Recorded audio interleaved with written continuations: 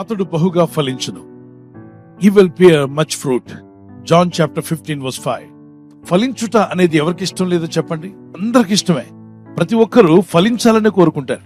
ఒక చెట్టు నాటితే ఆ చెట్టు నాటిన వ్యక్తి అనుకుంటాడు, ఈ చెట్టు పచ్చగా ఎదిగి చక్కని ఫలాలు కాయాలని ఆశిస్తాడు. అలాగనే ఫలించుట అనేది దేవుడు కోరుతున్నాడు. ఈరోజు వాక్యం వింటున్న మీ జీవితాల్లో కూడా ఫలము లేని జీవితం నీలో ఉంటే, అది ఏ విషయమైనా, ఆత్మీయంగా ఫలించకపోయినా, ఆర్థికంగా ఫలించకపోయినా, అలాగే చదువుల్లో ఫలించకపోయినా, ఉద్యోగంలో వ్యాపారంలో ఫలించకపోయినా, నిష్ఫలులు అనేది ఎవరికి ఇష్టం ఉండదు. దేవుడు కూడా నిన్ను నిష్ఫలుడుగా ఉంచాలని ఆశపడట్లా, నిష్ఫలురాలుగా ఉండాలని ఆశపడట్లా. నువ్వు నిష్ఫలురాలుగా ఉండద్దు. నువ్వు ఫలించే కుమార్తెగా ఉండాలి. నువ్వు ఫలించే కుమారుడిగా ఉండాలి.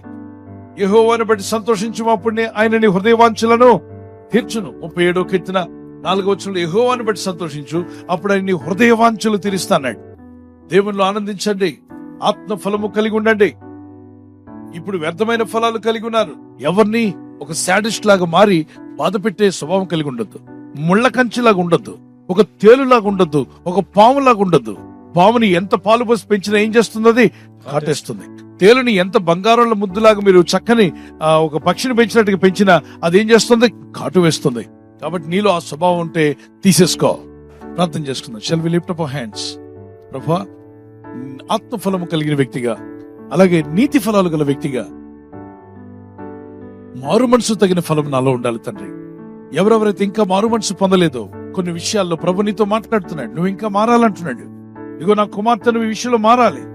అది కోపమో, అసూయో, అది అనుమానమో, అది భర్తను గౌరవించకపోవడమో, భార్యను గౌరవించకపోవడమో, తల్లిదండ్రుల మీద తిరగబడ్డమో, అదేదున్నా ఒప్పేసుకో.